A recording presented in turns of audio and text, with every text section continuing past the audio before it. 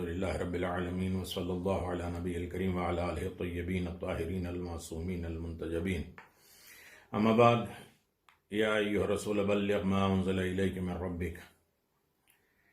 عزیزان محترم، خطبہ غدیر کے سلسلے میں آپ حضرات سے گفتگو جاری اور ساری ہے۔ 11ویں منزل پر رسول خدا صلی اللہ علیہ وسلم فرماتے ہیں کہ یا معاشر الناس الحجاج معون ونقاتهم مخلف علیہم واللہ لا یضیع اجر المحسنین۔ معاشر الناس حج البیت بکمال الدین وتفقہ ولا تنصروا علی مشاہد الا بتوبۃ واخضاع۔ اللہ اکبر۔ 11ویں منزل پر پیغمبر اسلام صلی اللہ علیہ وسلم فرماتے ہیں بتحقیق حج اور عمرہ شاعر خداوندی میں سے ہے۔ جو بھی حج اور عمرے کا قصد رکھتا ہے وہ صفا و مروہ کے درمیان طواف کر سکتا ہے، صحیح کر سکتا ہے، اور جو اعمال صالحہ انجام دے گا خدا اس کی جزا دینے والا اور اس کے عمل سے آگاہ ہے۔ اے لوگو، خانہ کعبہ کی زیارت کے لیے جاؤ۔ جو گھرانہ بھی مکے میں داخل ہو خدا اسے غنی کر دے گا، اور جو خاندان مکے سے منہ موڑے گا وہ فقیر اور فقر میں مبتلا ہو جائے گا۔ اے لوگو، جو مومن بھی حج کرے گا تو اس کے گزشتہ گناہ بخش دیے جائیں گے، اور گویا حج کے بعد نئے سرے سے اس نے اپنی زندگی کا آغاز کیا۔ اے لوگو، حجاج بیت الحرام کی مدد ہوتی ہے، اور ان کے سفر میں جو بھی اخراجات ہوتے ہیں ان کے لیے اخراجات کا ذخیرہ ہے۔ خداوند عالم اعمال صالحہ انجام دینے والوں کی جزا کو ضائع نہیں ہونے دیتا۔ اے لوگو، ضروری استطاعت اور کامل دین کے ساتھ حج انجام دو، اور مراسم حج سے اس وقت تک نہ پلٹنا جب تک تمہارے گناہ معاف نہ ہو جائیں۔ اے لوگو، نماز قائم کرو، زکوٰۃ ادا کرو جس طرح خداوند عالم نے حکم دیا ہے۔ اگر کچھ مدت تمہاری ایسی گزری کہ جس میں تم نے احکام الہی کی بجا آوری نہ کی یا بھول گئے تو علی علیہ السلام تمہارے درمیان تمہارے صاحب امر اور احکام خداوندی کو تمہارے سامنے بیان کریں گے۔ علی وہ شخص ہے جس کو خدا نے میرا جانشین مقرر کیا، وہ تمہارے سوالات کے جوابات دیں گے، اور جو کچھ تم نہیں جانتے ہو وہ سب تمہارے لیے بیان فرمائیں گے۔ آگاہ ہو جاؤ، حلال حرام اتنے زیادہ ہیں کہ ایک مجلس میں تمہارے سامنے بیان نہیں کیے جا سکتے۔ یہ پیغمبر اسلام فرماتے ہیں، اور ان تمام کا تعارف نہیں کروایا جا سکتا، اور ان کے امر و نہی کا حکم نہیں دیا جا سکتا۔ پس خدا صاحب عزت و جلالت کی طرف مجھے حکم دیا گیا ہے کہ علی امیر المؤمنین کے لیے تم لوگوں سے بیعت لوں، اور ان کے بعد آنے والے اماموں کی بھی بیعت کروں، اور وہ امام جو مجھ سے اور علی سے ہیں ان کا آخری قائم مہدی ہے جو قیامت تک حق سے فیصلہ کرے گا۔ اے لوگو، ہر حلال جو تمہیں میں نے بتایا ہے، ہر حرام جس سے میں نے تمہیں روکا ہے، اس کا حکم ہمیشہ کے لیے ہے، نہ کہ میں اسے پلٹا ہوں کہ بدل دوں، اور نہ ہی میں نے ان میں کوئی تبدیلی کی ہے۔ اس حقیقت کو ہمیشہ یاد رکھنا اور محفوظ رکھنا، اس کی تلقین کرنا، یاد دہانی کراتے رہنا، اس میں کوئی تبدیلی کرنے والا نہیں ہے۔ بتحقیق میں مکرر کہہ رہا ہوں، بار بار کہہ رہا ہوں کہ نماز قائم کرو، زکوٰۃ ادا کرو، امر بالمعروف نہی عن المنکر کرتے رہنا۔ یہ ہے سب غدیر کا خطبہ۔ علی ولی اللہ پڑھنے والوں، یہ سارے پیغامات ہیں پیغمبر کے۔ ہم صرف ولایت تک نہ رک جائیں۔ آواز دیا امر بالمعروف، لوگوں کی اچھائی، ہدایت، برائیوں سے روکنا، نماز قائم کرنا، زکوٰۃ ادا کرنا۔ آگاہ ہو جاؤ، اصل میں امر اور نہیں میرے فرامین پر عمل کرنے کا نام ہے۔ میرے آرڈر کو فالو کر لو، یہ امر ہے۔ میرے منع چیزوں کے رک جاؤ، یہ نہیں ہے۔ لہذا میری وصیت سب تک پہنچا دو اور اس کو انجام دینے کا حکم دو۔ اس کی مخالفت سے لوگوں کو ڈراؤ، یہ میرے صاحب عزت اور جلال خدا کا حکم ہے۔ جان لو کہ امر بالمعروف اور نہی عن المنکر امام معصوم کے وجود کے بغیر وجود میں نہیں آ سکتا۔ یہ ساری چیزیں ولایت کے ساتھ ہے۔ امر و نہی، جتنے بھی اچھے لوگ آرڈر دیتے رہیں، اور تبلیغ کی باتیں کریں، آج یہ دین کی باتیں کریں، جہاں ولایت علی نہیں ہے وہاں یہ کچھ نہیں ہے۔ امام معصوم، پیغمبر فرماتے ہیں امام معصوم کے وجود کے بغیر یہ امر نہیں ہو سکتا۔ اے لوگو، علی کے بعد آنے والے اماموں جو سب ان کی اولاد ہیں کا تعارف قرآن نے کروا دیا ہے، قرآن نے سب کے نام بتا دیا، سب کے تعارف کرا دیے، سب کی پہچان کرا دی، اور میں نے بھی تمہارے سامنے ساری پہچان کروا دی۔ وہ سب مجھ سے ہیں اور میں ان سے ہوں، جیسا کہ خداوند عالم خود قرآن مجید میں ارشاد فرماتا ہے کہ ہم نے امامت کو ایک ہمیشہ رہنے والی حقیقت کی صورت میں اولاد پیغمبر میں قرار دیا ہے، سورہ زخرف آیت نمبر 28۔ اور میں بھی کہتا ہوں کہ جب تک تم لوگوں نے قرآن و عطرت سے تمسک کیا ہرگز گمراہ نہیں ہوگے۔ اے لوگوں، تقوی روز قیامت سے ڈرو، جیسا کہ خداوند عالم کا ارشاد، اللہ نے ارشاد فرمایا کہ قیامت کا دن زلزلہ کوئی معمولی نہیں، ایک بڑی چیز ہے۔ روز قیامت کا زلزلہ کوئی معمولی چیز نہیں ہے، بہت بڑی چیز ہے۔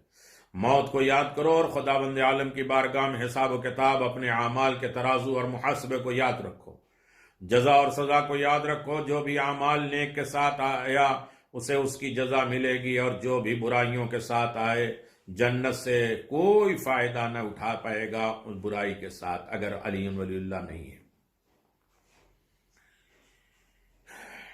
نمبر 12، علی علیہ السلام کے عمومی اور جنرل بیعت کا حکم۔ پیغمبر اسلام نے فرمایا، اے مسلمانوں، تمہاری تعداد اس سے کہیں زیادہ ہے کہ تم لوگ خود اپنے ہاتھوں سے اپنے تپتے صحرا میں، بھیانک دھوپ میں میرے ہاتھ پر بیعت کر سکو۔ لہذا خداوند عالم کی جانب سے مجھے حکم ہوا ہے کہ میں تم لوگوں سے ولایت علی اور ان کے بعد آنے والے اماموں کی امامت جو میرے اور علی کے اولاد میں سے کے بارے میں قرار لے لوں، بیعت لے لوں، وعدہ لے لوں۔ میں تم لوگوں کو اس بات سے آگاہ کر چکا ہوں کہ میرے فرزند علی کے صلب سے ہوں گے، کہیں اور خاندان سے نہ ڈھونڈنا، وہ میری خاندان کے ہوں گے، علی کی نسل سے ہوں گے۔ لہذا تم لوگ کہو کہ یا رسول اللہ، ہم آپ کا فرمان سن رہے ہیں اور آپ کو تسلیم کرتے ہیں، اس پر راضی ہیں اور اس کے اس حکم کی اطاعت کرتے ہیں جو کہ خداوند عالم کی طرف سے آپ نے ہم تک پہنچایا ہے۔ جو ہمارا رب ہے، ہم اس کا پیمان پر، جو کہ حضرت علی ابن ابی طالب کی ولایت اور ان کے بیٹوں کی ولایت کے سلسلے میں ہے، اپنے جان اور دل کے ساتھ، اپنی زبان اور ہاتھوں کے ذریعے آپ کی بیعت کرتے ہیں، اور اس بیعت پر زندہ رہیں گے، مریں گے، اٹھائے جائیں گے، اور اس میں کسی قسم کی تبدیلی یا تغیر نہیں آئے گی، اس میں کسی قسم کا شک اور تردید نہیں ہوگا، اور اس سے روگردانی نہیں کریں گے، اور اس سے عہد و پیمان نہیں توڑیں گے۔ خداوند عالم اور آپ کی اطاعت کرتے ہیں، اور علی امیر المؤمنین اور ان کے بیٹوں کی اطاعت کرتے ہیں۔ یہ سب امت کے امام ہیں، وہ امام جن کا آپ نے تذکرہ کیا ہے آپ کی اولاد میں سے ہیں، اور حضرت علی ابن ابی طالب کے نسل سے ہیں، صلب سے ہیں۔ امام حسن امام حسین کے بعد آئیں گے۔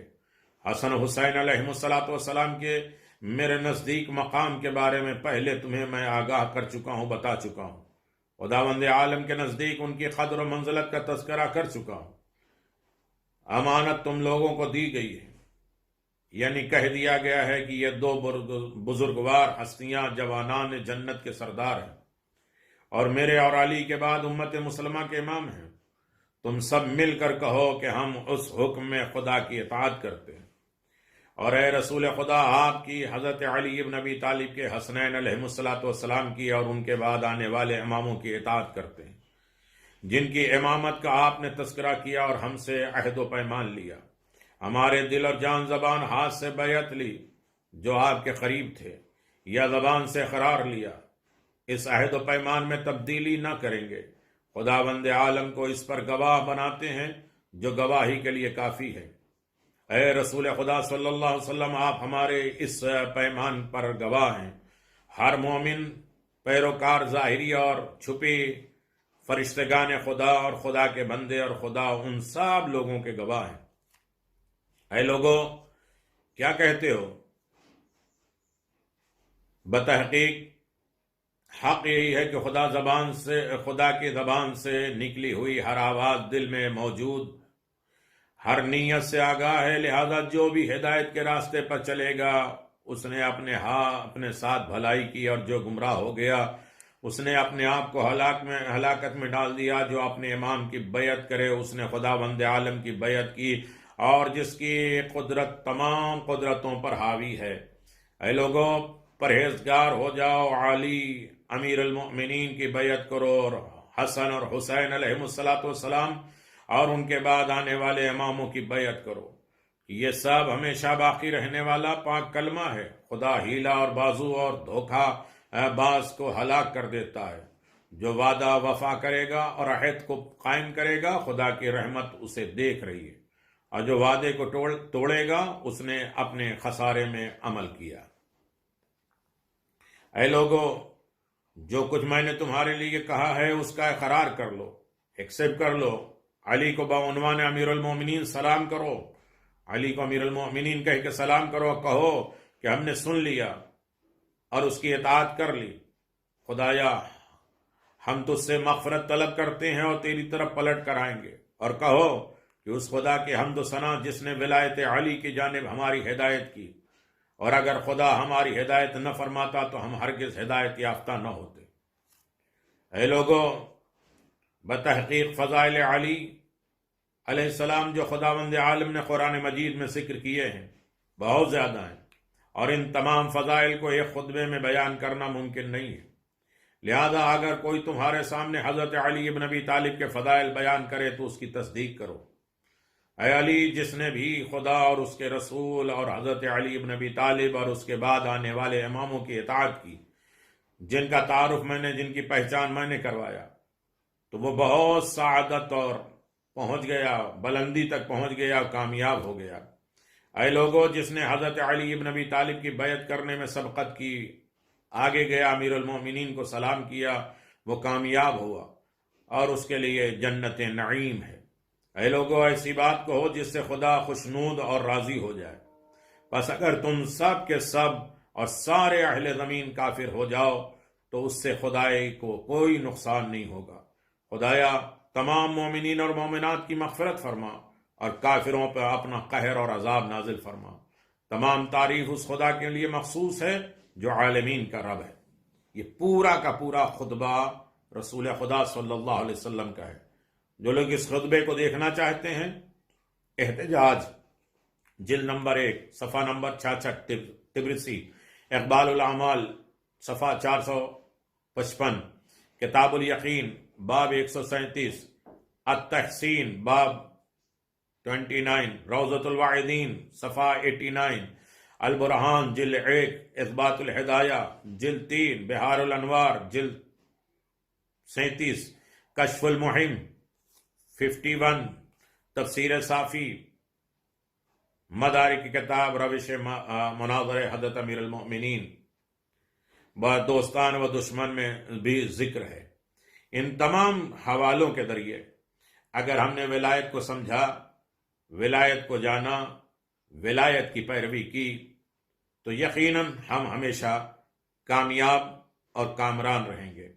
ہمیشہ ولایت علی ابن ابی طالب الحمدللہ رب العالمین وصلی اللہ علی سیدنا محمد وعلی بیتہ اطہار ومنتجمین علی جمیع الانبیاء والمرسلین۔ آپ دیکھیں، واقعہ غدیر ایک ایسا واقعہ ہے جو اپنے بارے میں ہر قسم کے رد عمل اور مثبت اور منفی نقطہ نظر کے باوجود پوری تاریخ اسلام پر اثر انداز ہے، اور ہر آدمی خوفزدہ ہے آخری غدیر کے وارث سے۔ ولایت علی پر سب کی جان جاتی ہے، اور اس نے اسے اپنے گرفت میں رکھا ہے، اور اسے واقعے نے اسلامی معاشرے میں گہرے اثبات مرتب کر لیے۔ لہذا اسے ایک ضمنی اور جزوی یا اس کا ایک پارٹ، ایک اسلام کا حصہ نہیں سمجھنا چاہیے، مکمل دین سمجھنا ہے اور اسے نظر انداز نہیں کرنا ہے۔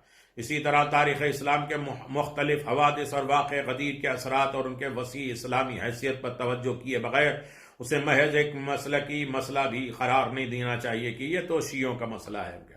واقع غدیر کے مطالعے کے دوران ہم ایسی متعدد روایتیں اپنے سامنے رکھیں جس کو کاٹنا ناممکن ہے، اور یقیناً ہر انسان دیکھ لے کہ واقع غدیر تک پہنچ جائے اور الفاظ کے معمولی فرق میں اس بات کو بیان کیا گیا ہے۔ پیغمبر نے فرمایا کہ من کنت مولا فہذا علی مولا، سب نے نقل کیا ہے الگ الگ لفظوں میں، جس کا میں مولا ہوں یہ علی اس کے مولا ہے۔ کتاب غدیر نے مکمل اس کا تعارف کرایا۔ اعلان ولایت، خداوند عالم نے قرآن مجید میں فرمایا یا ایھا الرسول بلغ ما انزل الیک من ربک وان لم تفعل فما بلغت رسالہ واللہ یعصمک من الناس، سورہ مائدہ 5واں سورہ آیت نمبر 67۔ پھر فرمایا الیوم اکملت لکم دینکم واتممت علیکم نعمتی ورضیت لکم الاسلام دینا، سورہ مائدہ آیت نمبر 3۔ مفسرین کہتے ہیں کہ پہلی آیت یا ایھا الرسول بلغ حجت الوداع سے واپسی کے موقع پر نازل ہوئی۔ سورج آسمان کے بیچ اور 20 پوری آب و تاب اور گرمی اور چمک کے ساتھ موجود تھا۔ خدا کی طرف سے پیغمبر پر وحی آئی یا ایھا الرسول بلغ ما انزل الیک من ربک، اے میرے پیغمبر پہنچا دو۔ یہ حکم کیا تھا؟ حضرت علی بن ابی طالب کے ولایت کا اعلان تھا، کیونکہ نزدیک ہے کہ آپ اپنے رسول کو اپنے پاس بلائیں اور حضرت اس دنیا سے کوچ کر جائیں۔ ایسی صورت میں آپ امت کے انتظام کر کے جا رہے ہیں۔ علی اور ان کے بعد ان کی نسل میں آنے والے امام اور دین اور مذہب، شریعت، سب کچھ آپ نے اپنے خطبے میں ڈال دیا، اور پھر اس کے بعد آپ گھبرائیے نہیں، میں آپ کی حفاظت کروں گا۔ وَإِن لَّمْ تَفْعَلْ بَلَّغْتَ رِسَالَةَ، اگر یہ نہیں پہنچایا تو آپ نے کچھ بھی نہیں پہنچایا۔ یہ سارا خطبہ آپ اپنے ذہن میں رکھیے۔ ولایت کے معنی حاکمیت کے ہیں، ولایت کے معنی صرف دوست کے نہیں ہیں۔ پیغمبر اسلام صلی اللہ علیہ وسلم کا ارشاد ہے من کنت مولا سے یہ بات سامنے آتی ہے کہ ولایت سے مراد حاکمیت ہے، سرپرستی ہے، اقتدار ہے اور مسلط ہے، صاحب اختیار ہے۔ کیونکہ اگر یہاں مولا سے مراد حاکمیت نہ ہو تو پیغمبر کی اس تمہید کا موضوع سے کوئی رابطہ نہیں ہے۔ پھر اس کے بعد حضرت نے فرمایا اللہم وعلی من والا بار الہا، جو کوئی اس سے محبت کرے تو بھی ان سے محبت کر۔ اس مقام پر پیغمبر کی مد نظر وہ حاکم ہے جسے مدد اور نصرت کی ضرورت ہوتی ہے، جسے اس بات کی ضرورت ہوتی ہے کہ حق ہر حال میں اس کے ساتھ رہے۔ یہ سوچو، اللہ نے خود کہا ہے ان ینصر اللہ تنصرکم، اگر تم اللہ کی مدد کرو گے، یعنی ہم بندے ہو کے بھی خدا کی مدد کریں، تو اگر ادھر حاکم اولی کے مدد کریں گے تو اصل میں میری مدد ہوگی۔ اسی لیے پیغمبر نے یہ مدد کر کے اعلان کر دیا۔ بعض لوگ کوشش کرتے ہیں کہ من کنت مولا فہذا علی مولا کی تفسیر کریں، جو کوئی مجھ سے محبت کرتا ہے وہ علی سے محبت کرے، جو کوئی میری نصرت اور مدد کرے وہ میری علی کی نصرت کرے۔ ایسے لوگوں کا جواب میں یہ بات کہی جا سکتی کہ اتنی سی بات بیان کرنے کے لیے اتنے عظیم اجتماع اور مسلمانوں کو اس قدر مشقت اور زحمت اور سختی میں ڈالنے کی ضرورت کیا ہے؟ اس طرح پیغمبر کی جانب سے علی کے مددگار لوگوں کے حق میں دعا کرنے کی ضرورت کیا ہے؟ یعنی ان بحثوں کو میں آپ کی خدمت میں بیان کر چکا ہوں۔ ولایت کے لیے حضرت علی ابن ابی طالب کے انتخاب کی وجہ بھی اگر انسان تلاش کرے کہ کیوں علی کو، کیوں، اس لیے کہ شب ہجرت میں بھی علی شب اور روز پیغمبر کے ساتھ رہا کرتے تھے۔ یہی وجہ ہے کہ وہی کے بارے میں پیغمبر نے آپ سے فرمایا انک تسمع ما اسمع وترى ما ارى، جو چیزیں میں سنتا ہوں وہی تم سنتے ہو، جو میں دیکھتا ہوں وہ تم دیکھتے ہو۔ یعنی ایک بالکل پیغمبر کے دوست، ہم منصب، ہم طریقہ، وہی خلافت کے لیے حضرت علی بن ابی طالب کی اہلیت بھی تھی، اس کے علاوہ کوئی حقدار نہیں تھا خلیفہ ہونے کا۔ اس کو بھی پیغمبر اسلام نے بارہا بیان کیا۔ پیغمبر کا حضرت علی کو اپنی سرپرستی میں لینا یہ بھی ایک کمال ہے۔ علمنی شئنا ابلغہ الخطوات، یہ مجھے کسی ایسی چیز کی تعلیم دیجیے جس سے آپ کے نزدیک میرا رتبہ بڑھ سکے۔ یہ امیر المومنین کا ہے۔ امام جعفر صادق علیہ السلام نے فرمایا انظر الی ما بلغ بہ علی من الخطوات عند اللہ تعالی، اس چیز کو دیکھو، اس پر عمل کرو جو رسول خدا کے نزدیک علی کے اس رتبے تک پہنچنے کا باعث ہے۔ انہوں نے راست گوئی اور امانت داری اور کے ذریعے قدر و منزلت فرمائی ہے۔ پیغمبر نے حضرت علی کی تربیت کے اس انداز سے کی ہے کہ وہ آپ کے مانند ہو گئے، آپ کی طرح ہو گئے۔ کنت اتباع الفصیل الاخار امہ، میں اس طرح حضرت کے پیچھے پیچھے لگا رہتا تھا، چلتا تھا جیسے اونٹ کا بچہ ان کے پیچھے پیچھے ہوتا ہے۔ یہ امیر المومنین۔ علی فرزند ایمان ہے، ابو طالب کے بیٹے ہیں، مکمل ایمان، روحانی تربیت کرنے والے علی ابن ابی طالب، جنگوں میں مرد میدان علی ابن ابی طالب، حدیثیں بری پڑی ہیں، میں سب کو شارٹ کرتا رہا ہوں حضرت علی کے بارے میں حدیث رسول صلی اللہ علیہ وسلم، تاکہ یہ تقریر مقابل میں کسی کے کام آ سکے۔ اس حوالے سے کیا مسئلہ صرف جذباتی نوعیت کا ہے؟ آپ ان اقوال کی بنیاد محض کیا تھی کہ آپ نے علی کی پرورش فرمائی، یا یہ وجہ تھی کہ علی آپ کے چچا زاد بھائی تھے؟ اس صورت میں کہا جا سکتا ہے کہ آپ کے تو اور بھی بہت سے چچا اور بھائی ہیں، یا ان فرامین کا سبب یہ تھا کہ علی آپ کے داماد ہیں، لیکن اس بات کا جواب یہ کہا جا سکتا ہے کہ پیغمبر کے تو اور بیٹیاں تھیں، یوں علی کے پیغمبر کا واحد داماد تو نہیں تھا۔ اب منظر دیکھیے، ورنہ اصل میں رسول کی ایک ہی بیٹی تھی، ایک لوتی بیٹی تھی۔ وما ينطق عن الهوى ان هو الا وحی یوحی، آیت ہے سورہ نجم 53 سورہ نمبر آیت نمبر 3-4۔ تو جس طریقے سے وہی پیغمبر کے اوپر وہی علی ابن ابی طالب، علی ایک لائق محبت انسان ہے کا بھرا ہوا چیپٹر ہے، سب کو ان کی ضرورت ہے علی ابن ابی طالب کو۔ علی مجسم حق ہے۔ علی اپنی مناجات میں یہ فرماتے ہیں، فَحَبْنِي يَا إِلَٰهِي وَسَيَّدِي وَمَوْلَاي وَرَبِّي صَبَرْتُ عَلَىٰ عَذَابِكَ فَكَيْفَ أَصْبِرُ عَلَىٰ فِرَاقِكَ وَحَبْنِي صَبَرْتُ عَلَىٰ حَرِّ النَّارِ فَكَيْفَ أَصْبِرُ عَلَىٰ عَنِ النَّظْرِ إِلَىٰ كَرَامَتِكَ۔ عشق کے پروردگار، پیغمبر کے بعد علی کے درپیش مسائل اور مشکلات، علی ابن ابی طالب کے ساتھ کیا کیا کیا گیا؟ غصب خلافت چھین لی گئی، حضرت علی کا رد عمل کیا رہا؟